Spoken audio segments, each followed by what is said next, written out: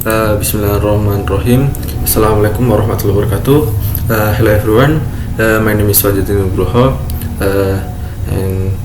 Dan kali ini saya akan memberikan tutorial penggunaan 3 tipe CSS secara sederhana, yaitu CSS internal, CSS inline, CSS internal, dan CSS eksternal. Dan tanpa waktu lama, mari kita langsung buat. Dan hal pertama yang perlu dilakukan adalah membuat folder dulu terlebih dahulu. Kita kasih nama CSS dulu. Bebas, kalian bisa kasih nama apa. Dan ini hanya cuma sebagai acuan saja kalau kita sedang belajar CSS. Dan pertama kita isi foldernya dengan teks dulu. Teksnya kita kasih nama, namanya inline dulu, inline, karena kita belajar inline dulu. .html. Kita langsung ya saja. Pertama kita buka di Google Chrome. Oke. Dan kita kedua langsung buka di Visual Studio Code. Ini hapus aja karena saya. Dan hal yang pertama kita lakukan adalah kita membuat struktur atau rangka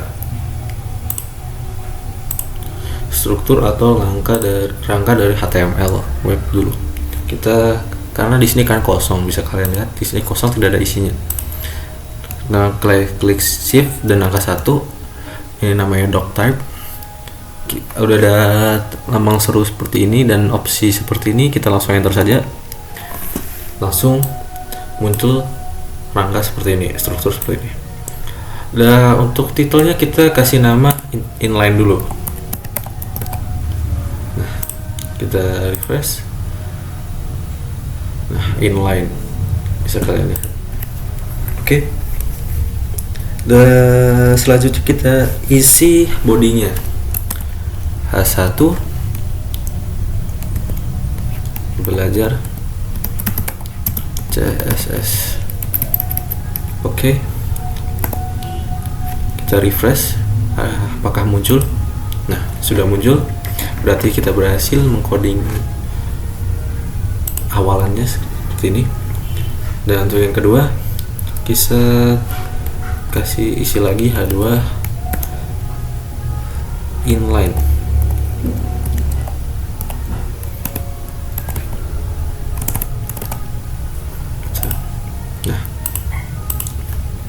Sudah.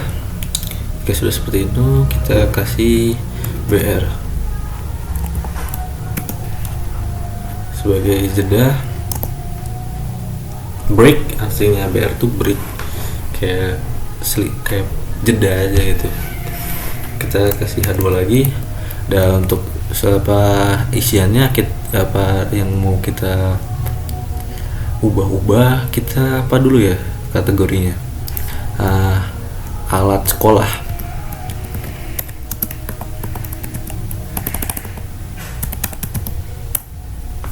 Kita nah, alat sekolah.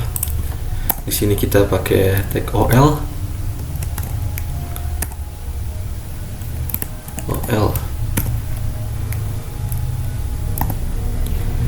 List buku.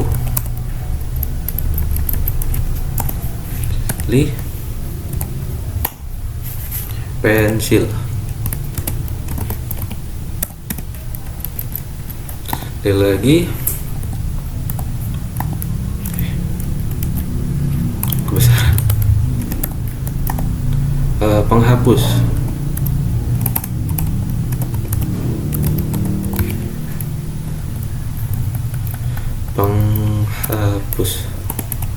Nah, kita refresh untuk lihat seperti apa.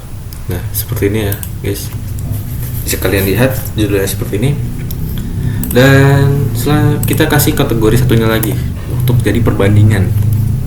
Biasa kita kasih BR dulu, break, OL, H2 dulu, H2 Setelah buku tulis, seragam sekolah.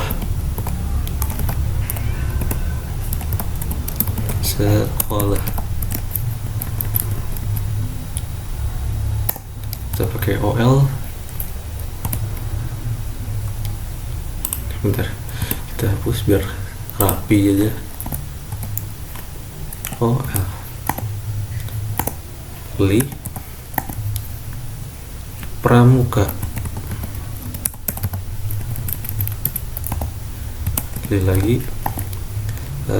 OSIS. Beli lagi. Seragam olahraga. Seragam olahraga.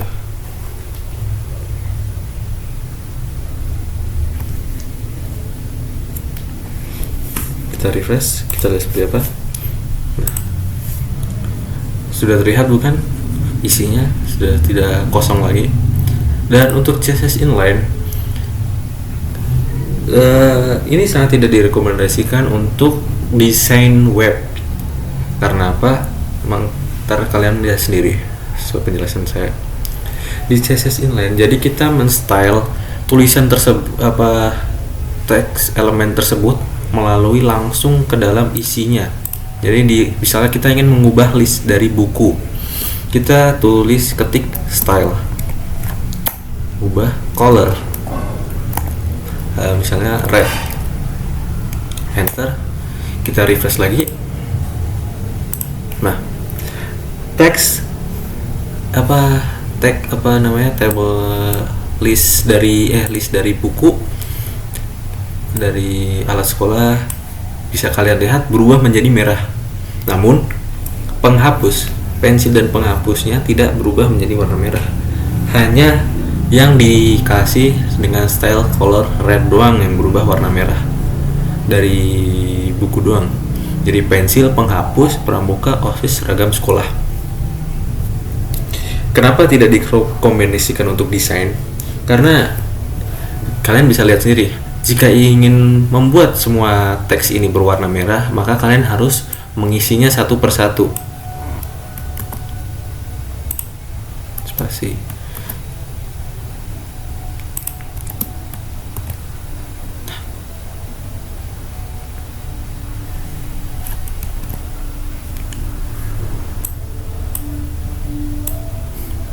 Tadi salah ketik.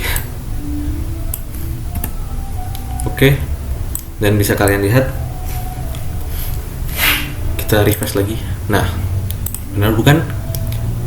Buku, pensil, dan penghapus berubah warna merah karena kita style langsung ke dalam listnya. Bayangkan jika kalian membuat proyek besar dengan codingan yang berat beribu-ribu elemen dan teks, bahkan kalian akan kesulitan bukan? Maka CSS inline ini tidak dianjurkan untuk proyek besar. Jika untuk desain tidak dianjurkan untuk proyek besar, kecuali jika kalian ingin membuat tabel seperti kayak menekankan suatu teks gitu. Misalnya merah itu untuk yang wajib, biru untuk kalau nggak merah untuk hari Senin, Selasa untuk warna biru, dan Rabu itu untuk warna kuning jika kalau ingin pakai hari. Atau untuk seragam, kalian kasih pramuka untuk warna merah karena digunakan hari Sabtu, OSIS warna biru karena digunakan hari Senin, dan seragam olahraga warna coklat karena di hari Rabu. Misalnya di sini nih. Style. Pramuka warna merah, color red,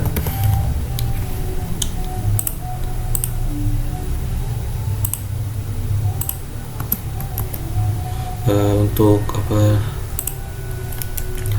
OSIS warna biru karena hari Senin,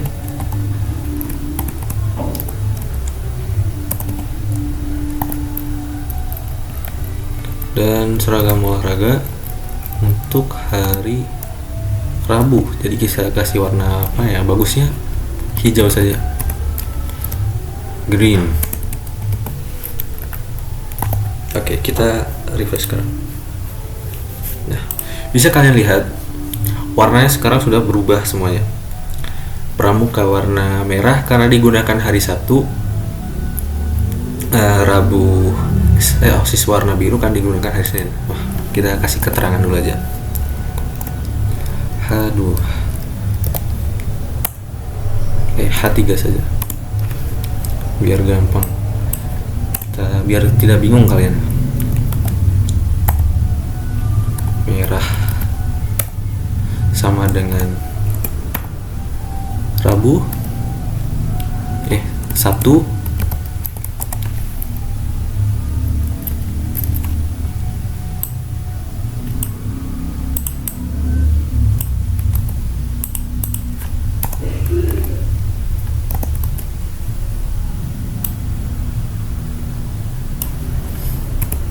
biru, Senin,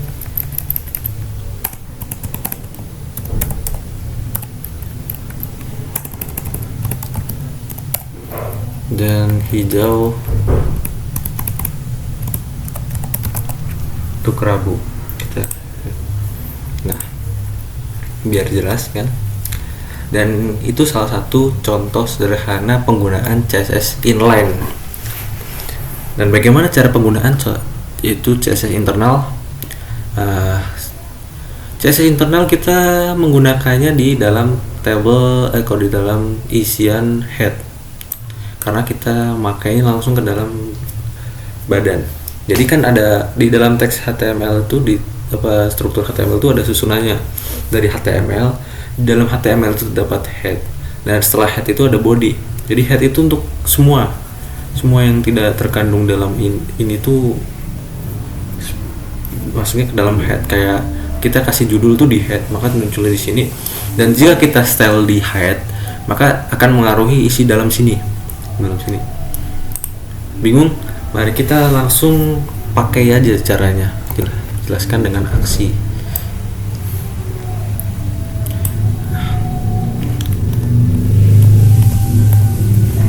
Hapus saja.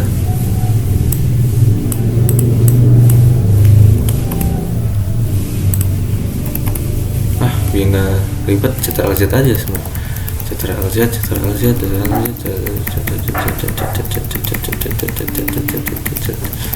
Ini Ctrl+Z ya kawan-kawan. Jadi kita mengurungkan apa yang kita lakukan sebelumnya. Nah, kita refresh lagi. Kosong seperti sedia kala. Sebelum itu kita ganti untuknya inline kan, karena kita ubah jadi internal.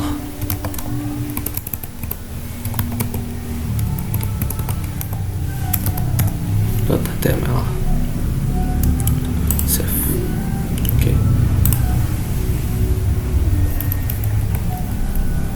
Kita ubah dari internal dulu.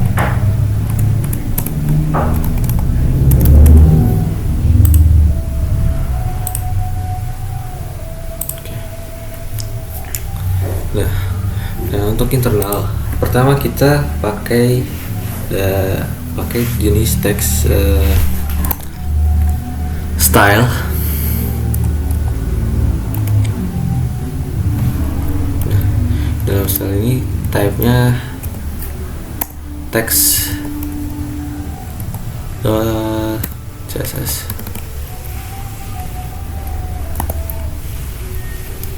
Apa yang kita mau ubah, misalnya li tutup kurawal ketutup, kita enter. Dalam isinya ini apa, kita kasih warna color, misal cerita apa, red aja biar taruh. Udah kita Ctrl save, Ctrl+S, kita coba reload. Tidak bisa, berarti ini teksnya dihapus saja.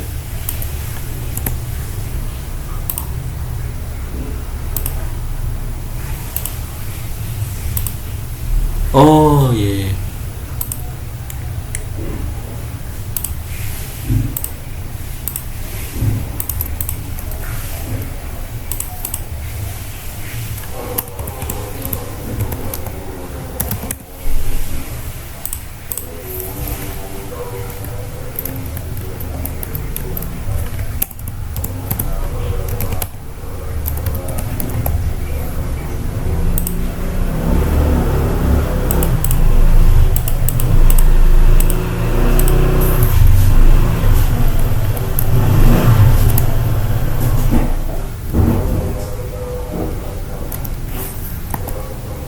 Nah, jadi karena nama file desktopnya kita salah, nah, bisa kalian lihat semuanya langsung berwarna merah ya.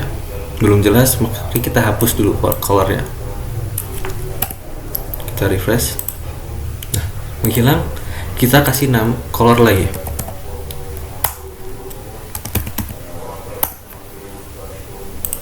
Nah, bagaimana?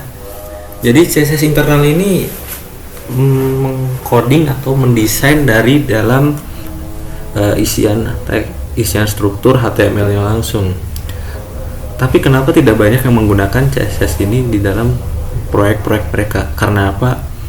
Mungkin karena kita kalau coding di sini isiannya bakal menumpuk. Secara kalian cuma ngubah warna aja, memakai 3 baris nih, 1, 2, 3, 4, 5 baris untuk mengubah warna doang. Bagaimana jika proyek kalian sampai bawah sini dan kalian isiannya tuh kalian ubah-ubah sendiri?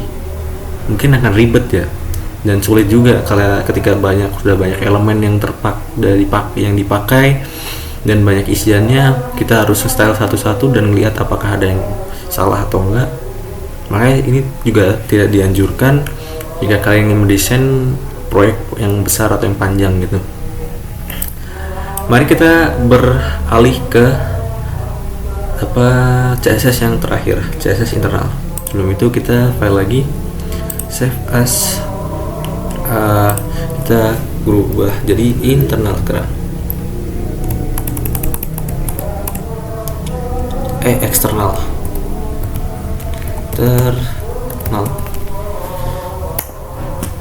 Kita ubah judulnya eksternal.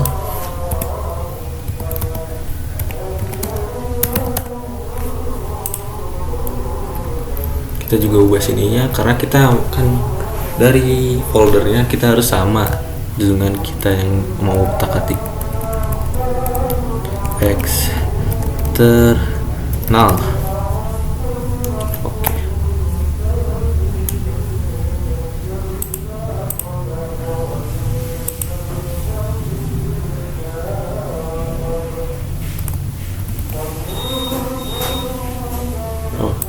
Sebelum itu kita masuk ke tab sini lagi, kita tambahkan dulu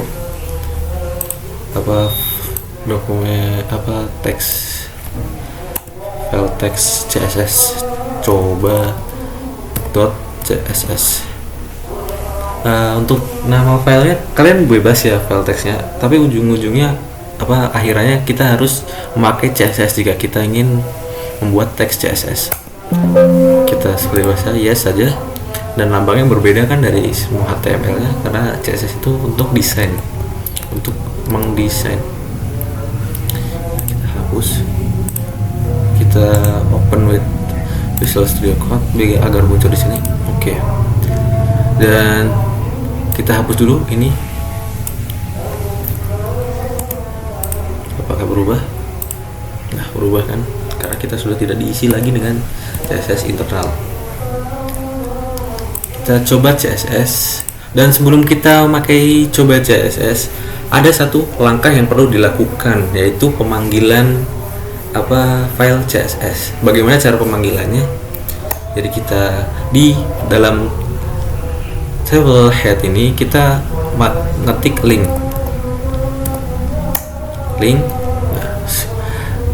Codingannya seperti ini, link rel style sheet yang biasa digunakan karena kita style, dan untuk hrefnya kita sesuaikan dengan nama dari teks file yang kita panggil, CSS yang kita panggil, coba CSS.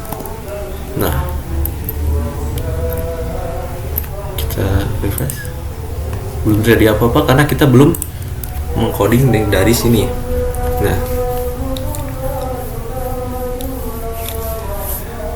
dan untuk coding yang di dalam CSS di sini tuh kita keuntungannya jadi tidak terlalu berantakan dalam file HTML kita. Kita tidak perlu ngotak-atik kayak ditulis di dalam head,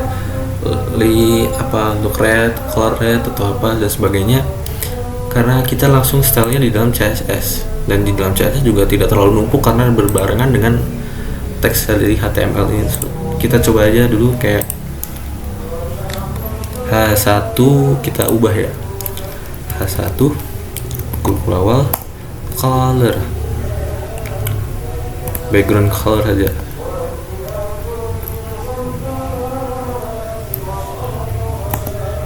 Blue, apakah berubah? Kita coba. Nah, langsung berubah ya. Bisa sebenarnya kita pakai CSS internal tadi, tapi seperti yang saya sebelumnya bilang, jika pakai CSS internal kita akan numpuk di sini. Coba kita ubah semuanya, misalnya H1, kita coba sekarang ubah H2.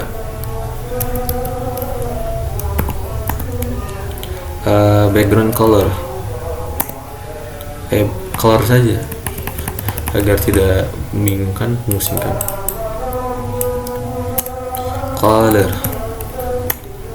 Colornya apa untuk H2? Yang kelihatan saja ya, red. Nah, semua yang kode teks H2 akan berubah menjadi merah karena kita sudah menstylenya di dalam CSS eksternal yang kita panggil melalui links di dalam sini.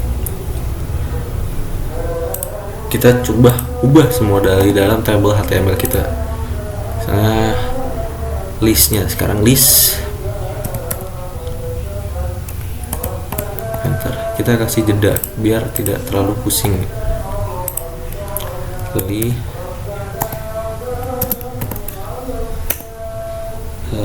kasih apa ya? Border. Bisa kasih border enggak? 1px, coba. Nggak bisa ya karena kita pakai list ya. Yang color saja dah, brown. Sudah berubah ya, dari tadi warnanya hitam jadi brown, dari coklat. Atau pakai warna yang lebih jelas saja, purple.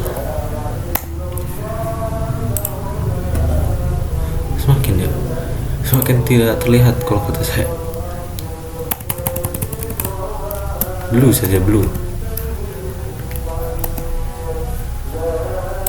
Nah, terlihat jelas. Dan kita coba kembali ke halaman HTML. Rapi bukan?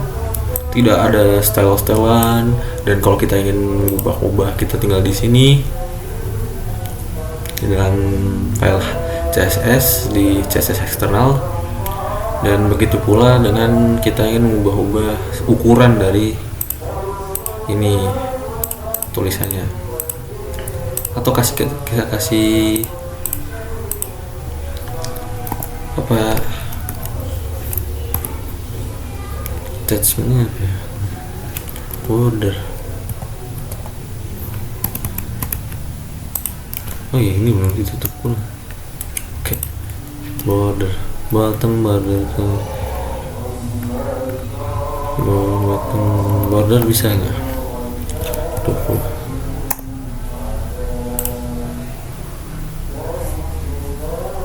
Nah, kita width aja, width.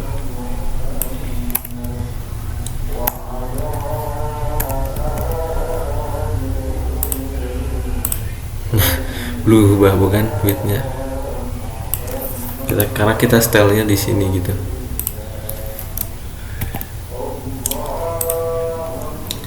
Udah 50%.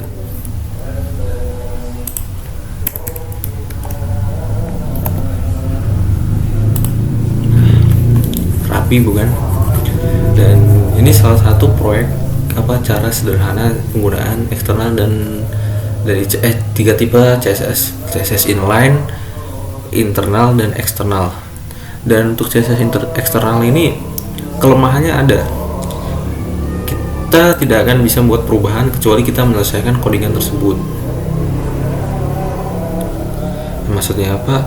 Jadi seperti yang saya tadi, kekurangan satu tanda saja bisa berakibat buruk ke semuanya. Misal jadi H2 kan semuanya listnya aja, listnya H2 blue nya aja kurang satu. tiba-tiba rusak semua ini filenya. Oke, seperti itu saja tutorial cara penggunaan CSS, 3 tipe CSS, yaitu CSS inline, internal dan eksternal. Oke, terima kasih sudah menonton. Assalamualaikum warahmatullahi wabarakatuh. See you.